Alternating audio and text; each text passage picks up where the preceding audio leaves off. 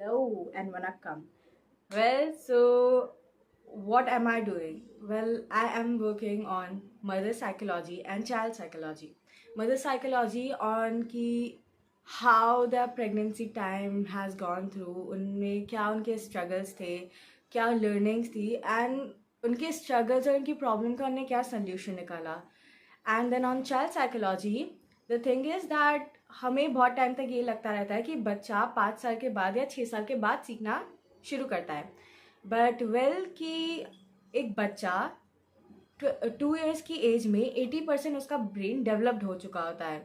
तो जैसे कि आप एक मटका इमेजिन कर लो, तो मिट्टी से मटका बन चुका है और वो बेक हो चुका है. तो समझ लो कि 2 साल की एज में वो बच्चा वो मटका बेक्ड हो चुका है और अब वो वापस मिट्टी बन के नया शेप नहीं ले सकता है. तो जब हम ये सोचते हैं कि हम बच्चों को हमें उनकी डिफरेंट पर्सनालिटी टाइप्स और या उनमें कुछ बिहेवियर या कुछ वैल्यूज़ डेवलप करवानी है, तो हमें ये पता ही नहीं है कि वो पहले से डेवलप्ड हो चुके, what ever they have seen, what ever the kind of people they were surrounded with, या फिर जो भी उनने देखा या उस वक्त उनके सबकॉन्शियस माइंड में गया वो अब शेप हो चुका है. और जब आप वो 5 साल बाद उनको सिखाना शुरू कर रहे हो तो वो किसी काम का नहीं रहेगा. वो मे बी ऊपर से शेप कुछ चेंज नहीं कर सकता but you can just paint the मटका, but you can not reshape it. So अगर इस चीज़ के बारे में हमें और पता रहता तो हम उस बारे में काम कर सकते थे. तो मेरा काम ये है कि मैं यहाँ पे मदर से बात करके ये अवेयरनेस और फैला रही. अभी हम क्या प्रॉब्लम्स फेस कर रहे हैं? हम करप्शन फेस कर रहे हैं, हम बैड रिलेशनशिप्स फेस कर रहे हैं, money problems, emotional imbalance and attention seeking and many more other things, toxic relationships. ये सब कहाँ से आ रहा है? ये सब आ रहा है चाइल्डहुड से. जब आप ये देखेंगे, क्या आपको पता है कि जो इंसान मर्डर करता है, जो इंसान बहुत पैसा कमाता है और बहुत करप्शन करता है, या जो इंसान अब्यूज़ कर रहा है, या जो विक्टिम है वहाँ पे, वो सब क्यों वहाँ पे है? Because they all have attention seeking. उन्हें बचपन में अटेंशन नहीं मिली, उन्हें प्यार नहीं मिला, उन पे ध्यान नहीं दिया गया और उनकी चीज़ों को सुना नहीं गया. तो वो धीरे धीरे जब वो बड़े होते गए तो वो बढ़ता गया बढ़ता गया बढ़ता गया. और ये सारी चीज़ें वो चीज़ें जो उन्हें अब अटेंशन उन्हें लगता है कि दिला रही है. अब आपको पता है बहुत एक्सट्रीम पे अगर ये चीज़ चली जाती है तो मर्डर जैसी चीज़ें भी लोग कर देते हैं. तो जैसे कभी कभी हम सुनते हैं कि बहुत ही क्रिमिनल मर्डरर्स का एक कॉमन ट्रेट होता है कि वो कुछ डिफरेंट काइंड ऑफ चीज़ें लिख के जाते हैं या कुछ चीज़ें छोड़ जाते हैं उनके मर्डर स्पेस पे जहाँ भी उन्हें किया है. तो वो एक वे ऑफ सीकिंग अटेंशन है कि उन्हें लगता है कि वो वहाँ से अटेंशन उन्हें मिल जाएगी, लोग उन पे ध्यान देंगे, मीडिया उन पे ध्यान देगी. फिर earning a lot of money is also one of the attention seeking. Okay क्योंकि आप बहुत पैसा कमा के मीडिया और लोगों की नज़रों में आ जाओगे, लोग आप पे ध्यान देंगे, आपको देखेंगे, या आपको लगता है कि वो आपको प्यार करेंगे, विच इज़ ऑफ कोर्स कि लोग शायद देख तो लेंगे, दिस इज़ नॉर्मल, बट प्यार करेंगे that I can't say. And the people who abuse and the people who are victim about it is the one who are also seeking love, attention. बस उन्हें वो बचपन में नहीं मिला और वो देख रहे हो आप कि वो बड़े होके क्या क्या कर रहे हैं जिससे उन्हें वो चीज़ मिल जाए.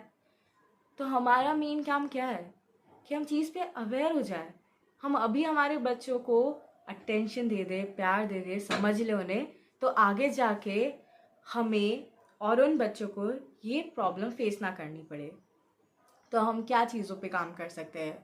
हम काम कर सकते हैं, हम समझ सकते हैं कि उन्हें कैसे इमोशनली कैसे सपोर्ट करें, हम क्या चीज़ें कर सकते हैं, हम कैसे उन्हें अटेंशन दे सकते हैं, कैसे हम उन्हें प्यार दे सकते हैं. बिकॉज मोस्टली हमारा हर चीज़ का डेफिनेशन डिफरेंट डिफरेंट है. If you are a mother and if you want to understand your child and want to know that how you can help them, well, I know you're 99% doing it correctly. Only 1% of this thing you need, which is to understand your child and what are their needs.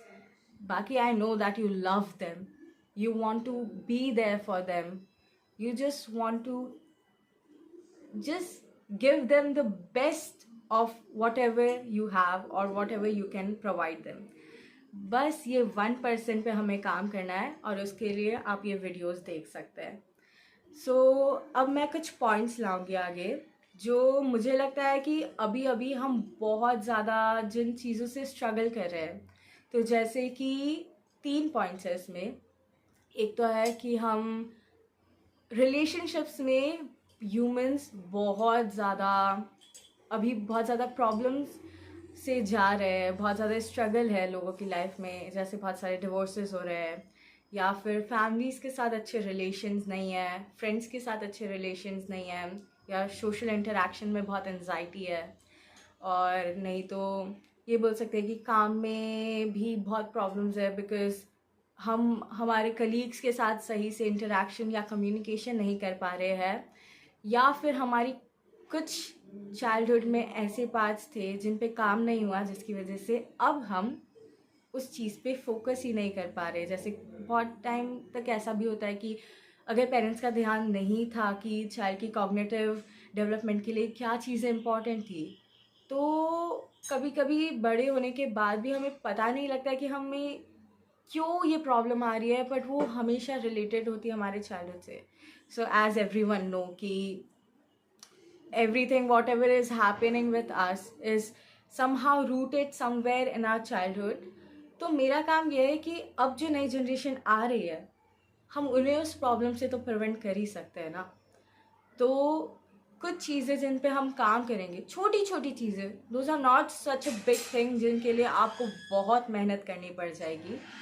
some small stuffs, some small activities, some small understanding जिसकी वजह से आपके बच्चे को आगे future में उन चीज़ों से स्ट्रगल नहीं करना पड़ेगा जिन चीज़ों से आप कर रहे. तो I will point some few things. So one is कि हम फिज़िकल डेवलपमेंट पे ध्यान नहीं देते. a 5-year-old or maybe a 8-year-old child always want to run, jump or either want to play. well हमें लगता है कि ये चीज़ें टाइम पास है. This is not a time pass. वो उनके डेवलपमेंट के लिए बहुत इंपॉर्टेंट है.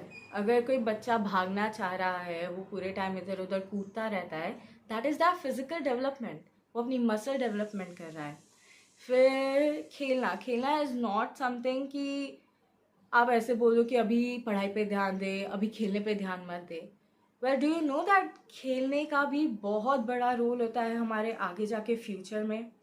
सो प्लेइंग इज़ मोस्टली सेट कि अगर कोई बच्चा चाइल्डहुड में खेलता है ग्रुप ऑफ चिल्ड्रंस के साथ, तो उनके अंदर एक सोशल स्किल आ जाती है. उनके अंदर निगोशिएशन कैसे करना है, कैसे कम्युनिकेशन करना है, ये सब इनबिल्ड हो जाता है. और उनको प्रॉब्लम सॉल्विंग आ जाती है बिकॉज ऑफ कोर्स जब भी आप गेम खेलते हो तो ऑफ कोर्स आप थोड़ा बहुत लड़ोगे, थोड़ा बहुत प्रॉब्लम्स क्रिएट होगी, और फिर उसके बाद धीरे धीरे बच्चा छोटे छोटे सोल्यूशन ढूंढना शुरू कर देता है. तो वहाँ पे आप अपने बच्चे को प्रॉब्लम सॉल्विंग सिखा रहे हो और वो कम्युनिकेट करना सीख रहा है. तो वो बच्चों से बातें कर रहा है, वो पहली बार इंटरैक्ट कर रहा है. तो जो ये बड़े होके हमें सोशल एंजाइटी हो रही है, इसका कहीं चाइल्डहुड रूट